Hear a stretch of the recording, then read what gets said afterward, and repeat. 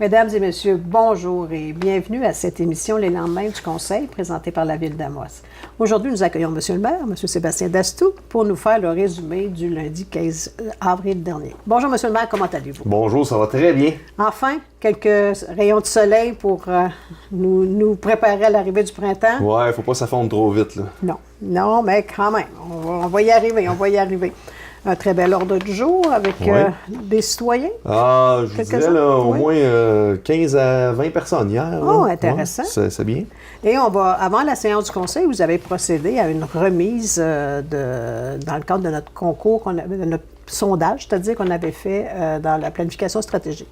En fait, c'est ça, on est en train de faire une planification stratégique et il y a eu un sondage qui était fait sur les réseaux sociaux. Oui, la première phase, c'était ça. Donc, là, on est en train de rencontrer nos organismes, on a rencontré des citoyens, il va y avoir les élus qui vont être rencontrés aussi.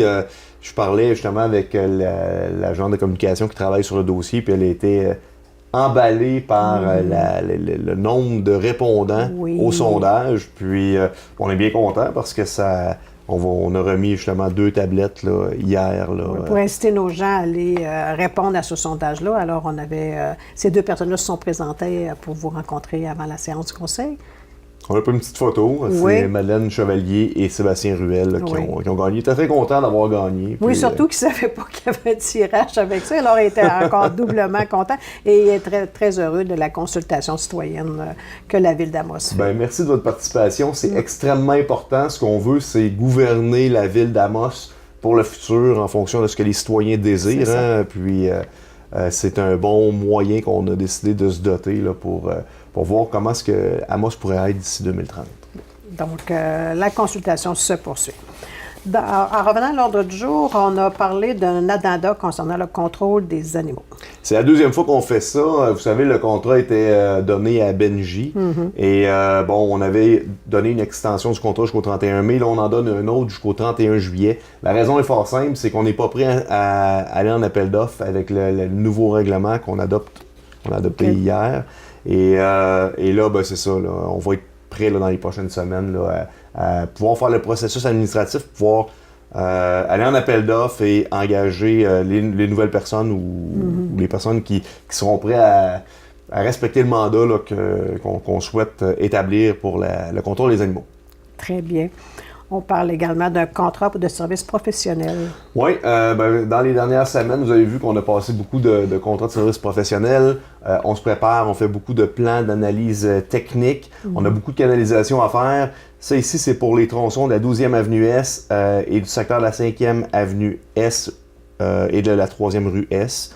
Dans le fond, c'est WSP qui est le plus bas soumissionnaire. C'est un montant de 101 159. Ça semble extrêmement élevé, mais c'est des travaux qu'on doit faire, qu'on fait généralement pas à l'interne. Et on préfère avoir des documents déjà tout prêts pour pouvoir postuler sur des subventions potentielles.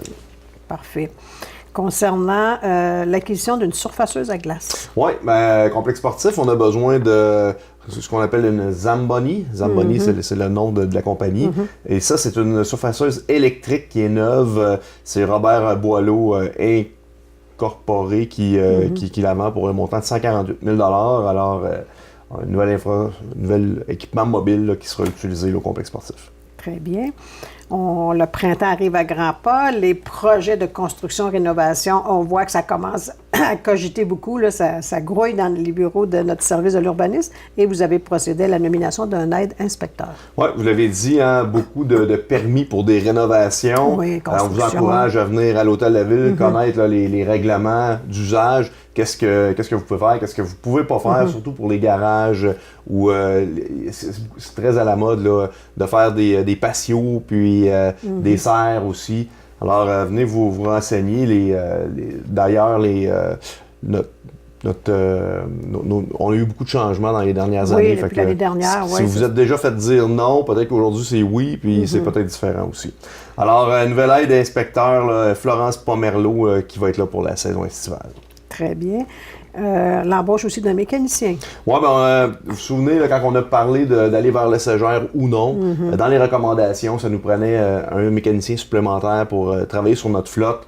Et là, on était dû pour engager ce 3e poste-là. C'est Stéphane Bélanger qui va se joindre à notre équipe. Ah, bienvenue, M. Bélanger. Amos vous raconte une autre saison à venir?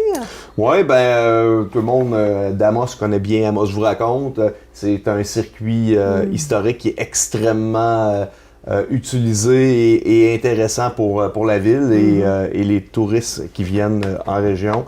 Alors, on a la volonté de maintenir le circuit. On a décidé de donner encore 30 000 pour les 3 prochaines années. Ça va venir sécuriser l'organisation et ils vont lancer leur programmation là, dans les prochains jours. Là. Bravo à cet organisme-là qui fait vraiment une belle animation au cours de la saison estivale. Belle visibilité, fait travailler nos jeunes et moins jeunes. C'est d'un grand calibre, hein, c'est un grand niveau. Et en même temps, ça maintient aussi un éveil artistique pour notre communauté. On est bien fiers de cet organisme-là. Ministère des Transports du Canada, concernant de l'aviation? Oui, vous vous souvenez, il y a quelques semaines, j'ai fait une visite à Ottawa. J'ai été rencontrer différents ministres et j'ai rencontré entre autres Marc Garneau, qui est le ministre du Transport au niveau fédéral. Et je lui parlais qu'on avait des problèmes de dégivrage de nos ailes d'avion à l'aéroport. Et c'est une question de sécurité civile. C'est important de pouvoir atterrir en sécurité en période hivernale. Et j'expliquais notre situation face à l'ESCAR, qu'on a besoin d'avoir un bassin de rétention pour récupérer le fameux glycol. Et c'est un projet là, qui de plus d'1 million de dollars. Là. Alors, je lui expliquais qu'il n'y avait pas de programme de subvention pour un tel équipement. Puis, il m'a demandé de lui envoyer personnellement là, un dépôt de projet là, discrétionnaire, que c'était quelque chose qui considérait important pour la vocation de nos aéroports. Alors, c'est juste pour pouvoir déposer le projet. J'espère qu'il sera à l'écoute et qu'il pourra nous donner un coup de main dans ce projet-là. Parfait. Autorisation de signer une entente d'aide financière avec le MRAR. Oui, le MRAR, c'est une entente qu'on a de 4 500 $ qui est année après année. Alors, on vient aussi sécuriser leur financement pour les 3 prochaines années, c'est-à-dire jusqu'en 2021. Vous avez adopté aussi quelques résolutions concernant des règlements. Oui, même chose. Au niveau là, du développement économique, vous savez, on avait le crédit de taxe sur 5 ans pour les compagnies qui font de la 3e transformation, surtout manufacturière. Il n'y avait pas beaucoup d'entreprises qui cadraient là-dedans. On avait aussi le programme de relocalisation, c'est-à-dire que si la ville voulait déplacer une entreprise, on avait la possibilité de donner un crédit de taxe ou des sommes d'argent. Et il y avait aussi notre développement économique, là, vous savez, là, les fameuses subventions qu'on donne là, 2 fois par année à 50 000 $. Cette année, on a budgété 50 000, mais généralement, dans les dernières années, on se rendait jusqu'à 100 000. Il n'y a pas grand changement là-dedans, mis à part que pour le crédit de taxe de 5 ans, on a ouvert un peu plus nos œillères, autrement dit. Oui, on a encore le manufacturier 3e transformation, mais on a rajouté d'autres types d'entreprises. Alors, si vous avez un projet, il est possible que vous cadrez là, dans le crédit de taxe. Oh, intéressant. Donc, on s'adresse ici à la ville et le service administratif ou l'urbanisme va pouvoir le répondre. Exactement, oui. Très bien. Concernant le contrôle des animaux, là, la réglementation est adoptée. Oui, en fait, on en a parlé beaucoup dans les dernières semaines. On a fait des consultations, on a présenté le projet de règlement sur Internet. Il y a eu beaucoup de commentaires. Juste vous rassurer, c'est des choses qui se font présentement un peu partout dans toutes les autres villes du Québec. On est peut-être un petit peu plus vite que les autres parce que justement, on s'en va en appel d'offres pour l'entreprise qui va contrôler les animaux.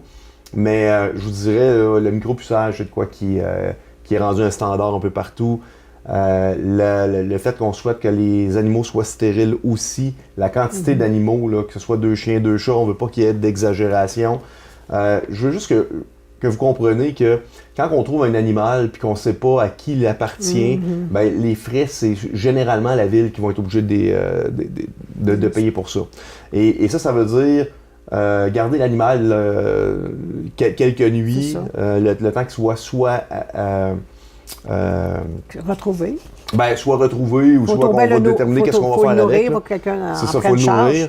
Puis, généralement, l'analyse aussi du vétérinaire, si l'animal il est malade ou tout dépendant, si c'est un cas qui est sauvable, on va aussi payer ces frais-là.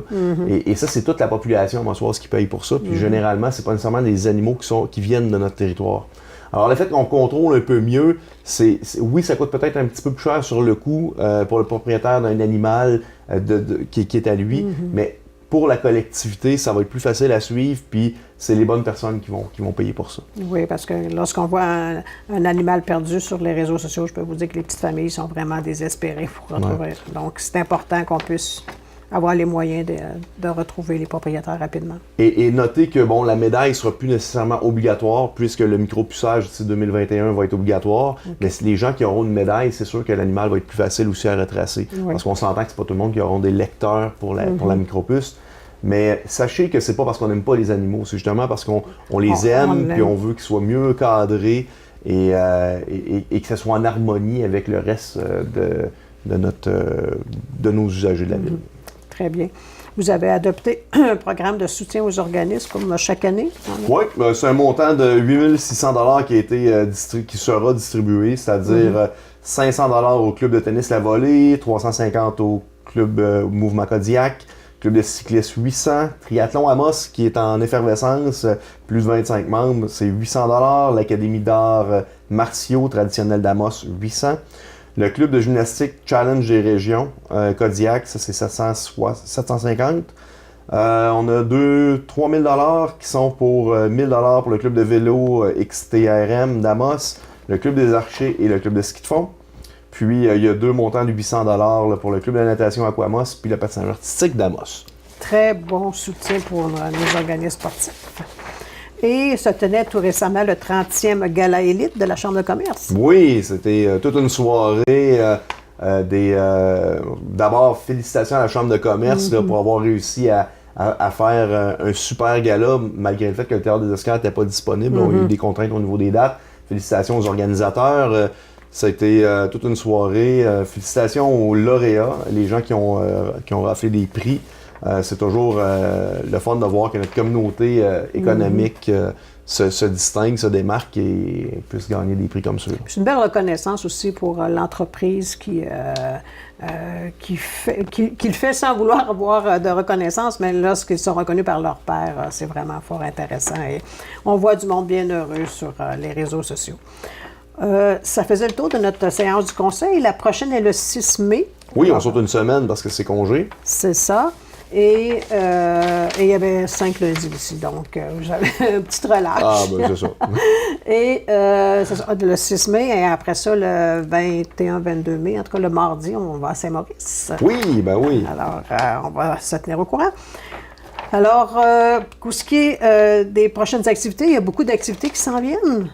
Alors, on va inviter nos citoyens à nous suivre sur les réseaux sociaux ou sur notre site Internet. En fin de semaine, il y a le tournoi de hockey de Picogan et communauté autochtone.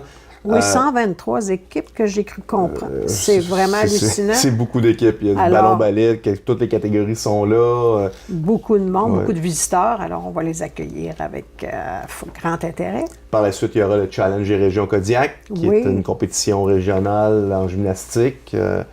Puis bon, ça va débouler après ensuite avec la chromatique et tout le reste là, pour l'été. Très belle programmation encore. Alors, l'été va être là.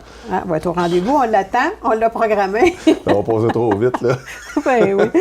Donc, merci beaucoup pour tout ce résumé de cette séance. On invite les gens à venir à la prochaine séance. Aussi, une vingtaine de personnes, c'est fort intéressant. Vous pouvez répondre directement à leurs interrogations et c'est toujours agréable. Donc, on se donne rendez-vous dans 3 semaines pour une autre résumé de la séance du conseil. Toujours un grand plaisir. Bonjour. Merci. Bonne fin de journée.